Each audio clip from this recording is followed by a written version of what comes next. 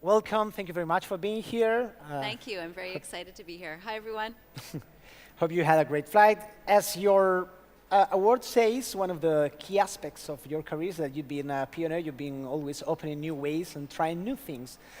One of the new things you did, and one of the first things I want to discuss with you is that when you guys created, with you in the front, at the Assassin's Creed franchise, it became the stepping stone for a genre that has been, if not the main genre of a whole generation of consoles, one of the main ones.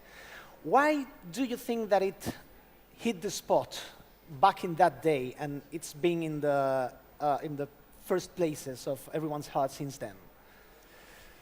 Ah, God, that's a good question. I mean, when we were creating the first Assassin's Creed, we didn't know that it was going to be a success. We hoped. We were hoping that we were going to create something that we were going to get to create 3 games. That was our dream.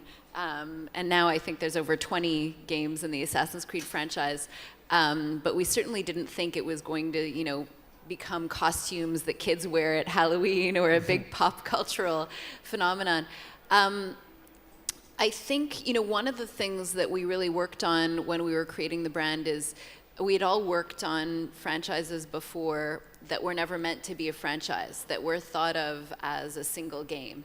And then as a dev team and a game team, you're asked, make the sequel of X thing. And then you sit there and you think, okay, how do I make the next one of this thing that wasn't meant to have a next one? And so one of our objectives as a team when we created Assassin's Creed was, we're so lucky we get to create a brand. How can we create a brand that's going to keep on opening creative possibilities for future game developers? Our dream was if we created something that was successful, we wanted the game team to be excited enough to continue working on it for years and years to come and not get bored ourselves, or if we handed it off to other people for them to make something interesting. And so what we created when we created the brand was also a framework and sandbox for creativity for the brand to live on, and I think that's why it has.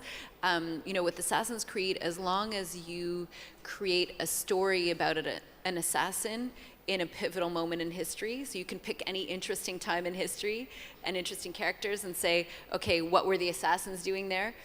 It'll be an Assassin's game. And in that, you have a lot of creative freedom. And it's great for me to see that some of the people who were on the team with me on the original game, in 2004, that's almost 15 years now, are still working on it, and they're not bored. They're still making great, new stories because it allows that kind of freedom and refresh. I think if every Assassin's Creed game was stuck in the Third Crusade, like the first one, we probably would have seen the end of that by now. You have mentioned a few key buzzwords, so to speak, but I think they are key to the success of the genre and to what games are now. Freedom, creativity, sandbox. Right now, at least for me, in my opinion, empowering the player is the main trend. They don't want to be shotgun anymore. They want to be in the driver's seat. Yeah. And you've been in Assassin's Creed. You've been involved in the in the Watch Dogs franchise too. Action adventures have changed a lot in these years, and they have tried to empower more and more the player. How do you see that trend of change in the genre?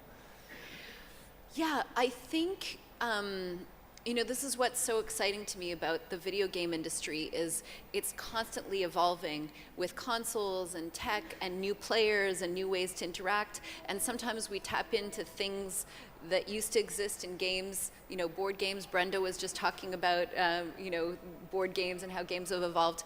And with action-adventure games, even within that genre, we've seen tons of evolution. I mean, I think the traditional action-adventure game, there was a game developer, thinking, what is the story we want to tell?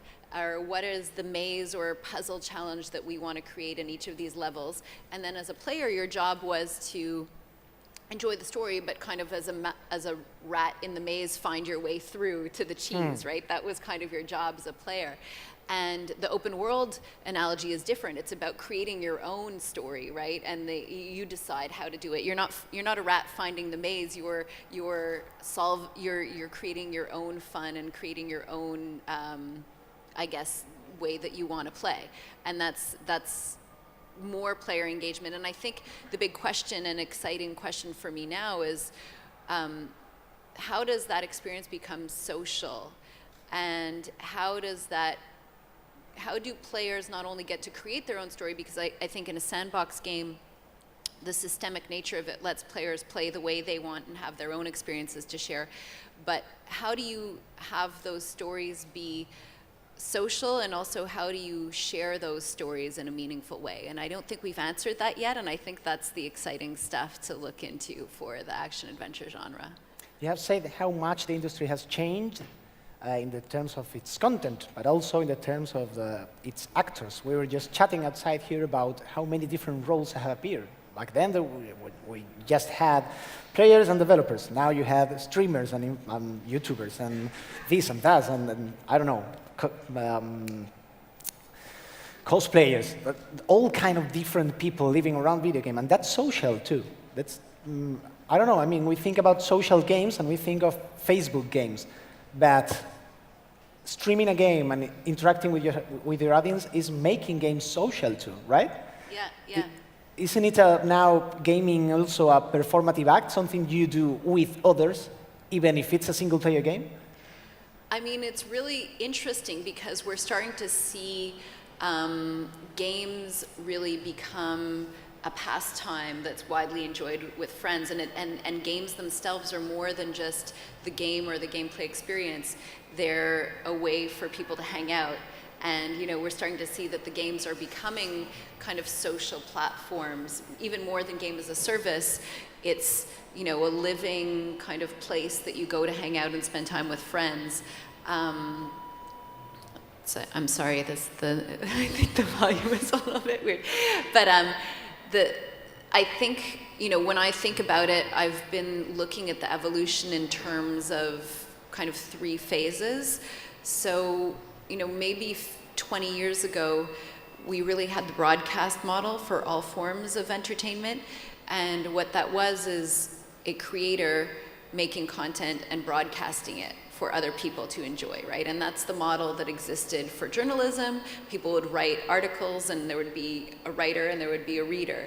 And that was the model for games. There would be a game developer and a small team, and then there would be players. We moved from that model, from the broadcast model, to the engagement model, and we're seeing that everywhere. With the new model for journalism, it's that's always interactive. People comment on your story, and you comment back. It's not a one-way channel, right? People are getting engaged, and I think you start to see that when we go back to the action-adventure example, where it's about the player's story in that world, right? And what's the interaction. And now when I look at what's happening and the exciting things that I see going on in games, I'm seeing a different model emerge, which I think of as a network engagement model.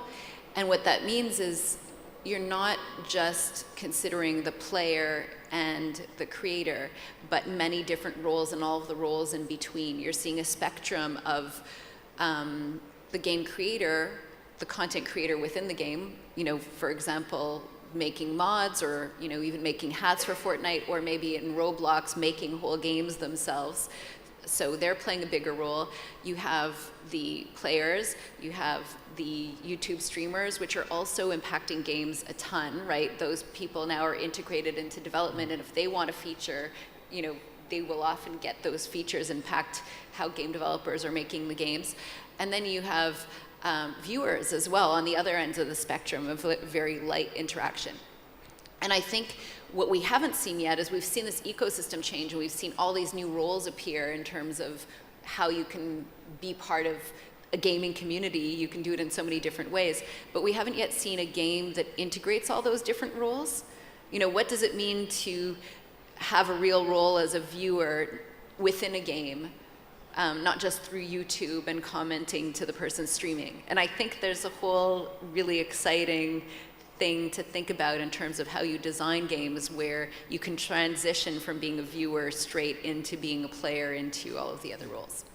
The culture of video games is becoming increasingly complex. Now you have games such as World of Warcraft and O-Game and Cookie Maker and God of War, and they are all games. Yeah. What is a video game? Aha. That's the hard one. What isn't a video game? It's easier, right? To Yeah. spot what is not a video game. I think it's interesting because, I mean, I guess I'm a little bit of a video game snob sometimes, because I will sometimes download games and go, this is not a game. But to some people, it's a game. Like, I think, you know, there are games that, you know, you just click on things, or games that I've seen recently that are the equivalent of a choose your own adventure book that's put just into an app, right? And you're picking a story. I would describe that as an interactive story. But a lot of people who download those games on the App Store, you know, sessions, or will describe them as a game. So I guess it's subject to interpretation. That's going Kantian. Like, if we all agree that this is beautiful, it is beautiful then. So you've also done a lot of, I mean, we're talking about game theory now, but you've played a management role for many years. What is it like to manage people in a big studio like Ubisoft, Electronic Arts, with hundreds of people? I mean, juggling with Chainsaws might be easier than that, right? I've got to say, I love video games. I couldn't be happier with the career choice. And it's not just because I love games themselves, but I actually love all of the different types of people you get to work with. And I think that's fascinating. You know, 20 years ago, when you would ask someone who makes a video game, people would always think, oh, it's just programmers making video games. It's a few people, you know, guys who know how to program in a basement making the games. And then, you know, artists, then people know, okay, the artists are involved in making games. Okay, animators are involved. But then you think with, you know, the games the size of an Assassin's Creed production, you have music composers, you have stunt people coming in to do the performance capture, you know, of the stunts that you're capturing. You have, you know, community managers, which is a role that didn't exist but has become vital now to games being successful. And so what's exciting to me is all of these different specialties and all of these different talents coming together to make something creative. And I think it's always, I guess, being a gamer, I enjoy solving puzzles and figuring out how to make all of that work with thousands of people across different studios is a pretty fun. It's funny how this like industry has learned to adapt super fast to changes. As you said, community managers didn't exist 10 years ago, and now it's like, okay, yeah, sure, there's a guy managing 2 million people on Twitter. Wow. Yeah. It's maybe one of the industries that change faster and with in an easier way, right? Yeah, absolutely. And I think it's funny because every couple of years there's, you know, some article about, oh, you know, we're on a burning oil platform, or the game industry has changed completely, or consoles are going away. Oh no, it's only mobile. Oh, everything's free to play. So, oh, single player is dead. Oh yeah, right? That was a recent one. I've seen single player dying like 5 times in the last 10 years. Thank goodness it hasn't. We've seen this year that I think with Red Dead and Spider-Man and. Yeah, it's far from dead, but yeah, there are always those predictions. But I think that's what keeps it exciting, and that's what keeps the creative possibilities so interesting, is we haven't found the formula yet. I'm sure people is thinking about this, so let's get the elephant out of the room. You just left Electronic Arts. Yes. Yeah. What now? I can't yet say what I'm doing. We'll call it top secret project for now. But yeah, I mean, I think if you listen to some of the things that I've been excited about, it's there's an idea and an opportunity that I've been thinking about for a long time that now finally we're on the verge of it being possible. So you decided it was a good time to try it. Good time to try it, yes. I've always wondered, when I'm not organizing festivals, I work in indie games mostly. I wonder how the AAA industry looks at indie games. I guess they're not looking down at indie games. It's like sort of a different phenomenon, but Did you guys in the AAA industry look at indie games like wondering, what are they doing? Maybe we can use some of these, or just separate worlds? I think a lot of AAA developers are jealous of the indie game developers, actually. I think there are so many interesting ideas.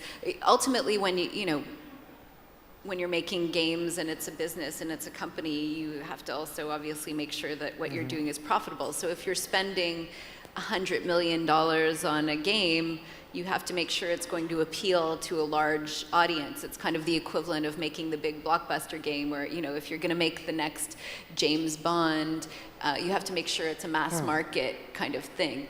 But there's so many great ideas to explore in games that haven't been explored yet. And I think, we look to the indie game community as an opportunity to explore all of those ideas and push the boundaries, especially for me, who's very passionate about pioneering. I look at the indie games and I'm always like, wow, that's awesome. It's just so great. Like, Cuphead. Like, I thought it was just so refreshing. It's like, oh, you took some old jazz music and hand animation and just a passion project and made it really, cool. It's inspiring, I think. How do you encourage creativity from your management vantage point in a huge team? Is that even possible, or you're just trying for the management not to get in the way of creativity? You have to ask a lot of questions and listen a lot. I think that's the key. I think it's very dangerous to say a lot of how things should be done or what should be done instead of saying how come or why and asking questions. And I think that's the root of spawning creativity, is you ask questions and you actually listen. And if you don't feel like people can be creative or just going to the straight answer, you ask more questions. I think it's about flexing a muscle of always being curious and trying to see things, because I think our first reaction is always to go for the comfort zone, and everyone's first reaction is also the first answer that you have is usually going to be a cliche answer. We don't realize it, but we all consume so many games and we watch so much media. Usually the first few ideas you're going to have are going to be actually something that people have already seen before because you're influenced by it, even if you don't realize it. So I think just continuing to ask the questions and push the teams further, and then really listening when people do have a good idea, no matter where it comes from. Funny enough, we're starting to see that games are impacting mainstream culture, so to speak. I'm not talking about literal adaptations of games to movies, but the language of video games is starting to drip into movies. If you saw Mad Max Fury Road, for instance, it was pretty much a video game. How does it feel? I mean, you did have some impact on that. How does it feel like to be changing mainstream pop culture? I don't know if I have personally had an impact on that. I feel like I'm part of a big industry that's having an impact on that. I think it's super exciting. So when I was younger, and this is gonna date me, if I had a school project to do, I would go to the library and I'd look in the cards and I'd go find a book and I'd do the research. And then, more recently, there's Wikipedia, and you have to do research, you go on Wikipedia. You don't even have to go to the library anymore. But then you look at the younger generation now, and if they have something that they want to research, they'll go on YouTube almost as a search engine and type in what they're looking for and then watch a video. I do think there's a future where we have an internet of experiences, and where games are, you ask the question of how do you define a game anymore. It's going to be any kind of immersive, interactive experience. And I think when people have a question or people want to know something, they're going to be able to experience it and really understand it. So I do think this, what we're seeing of, well, it used to be that you called yourself a gamer because there weren't very many gamers and we were a niche subgroup. Now everyone is a gamer, right? If you ask a kid, are you a gamer? It's like, what question is that? I don't have to say that everyone plays games. Like, are you a TV watcher? Yes. Well, I don't have to qualify that. Everyone watches some TV, right? So I think that's just going to be even more the case. It's just going to be a way that we experience more and more things and probably learn as well. Mm-hmm.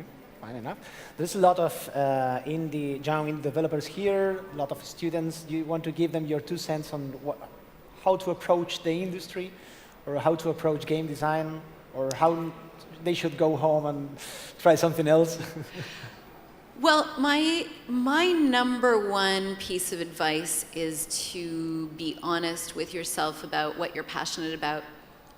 I think too often it's too easy to say, if I want success, I have to take this path. I think the old version of that was, if I want to be successful in the game industry, I have to be a programmer. I have to learn how to program, and then I'll get a job as a programmer, and that's how I'll be successful. But, that would be wrong. If you hate programming, you're not going to be successful that way.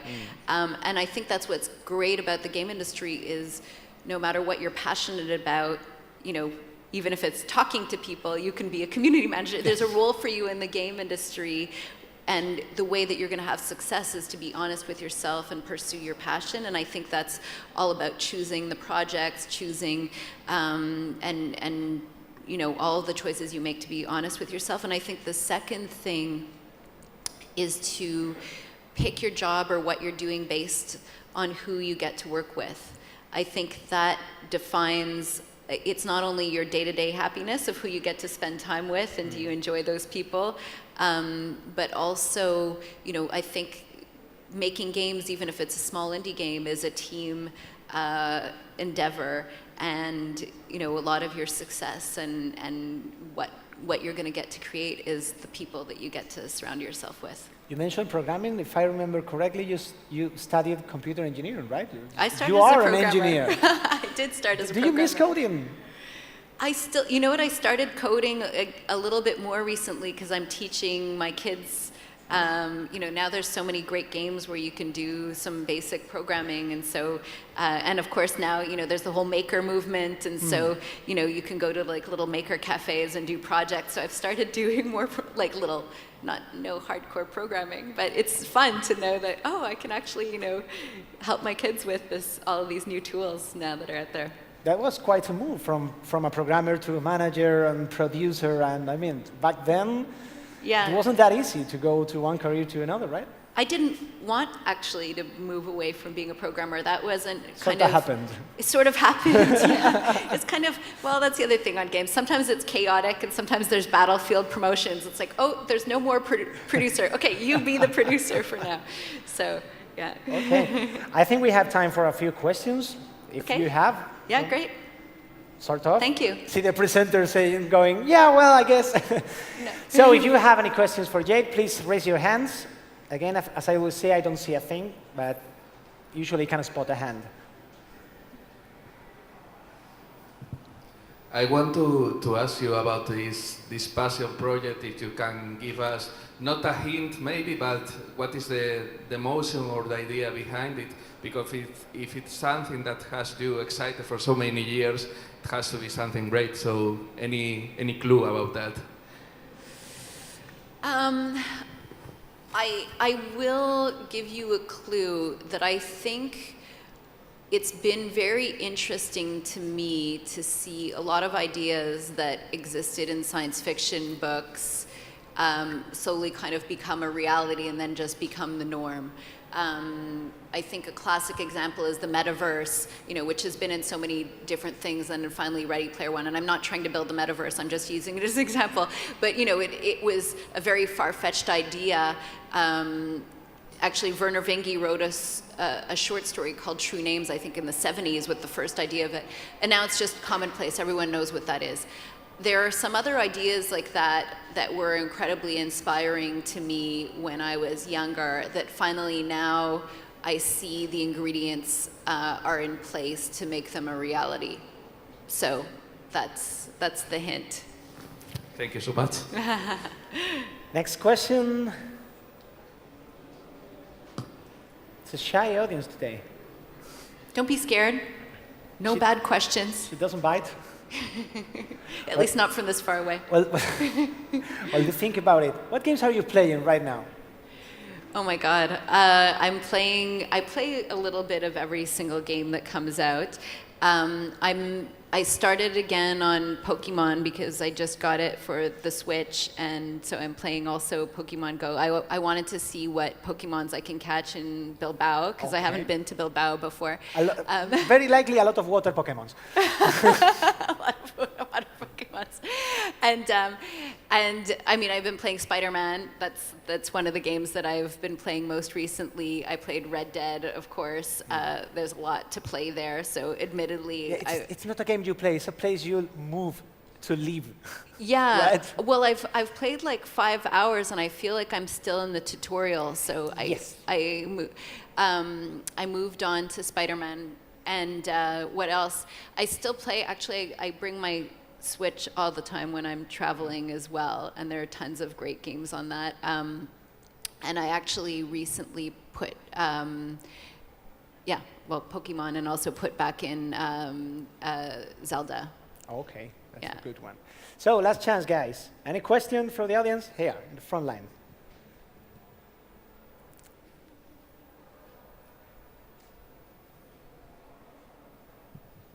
Hi. Si quieres en español, le traduzco yo. Hi.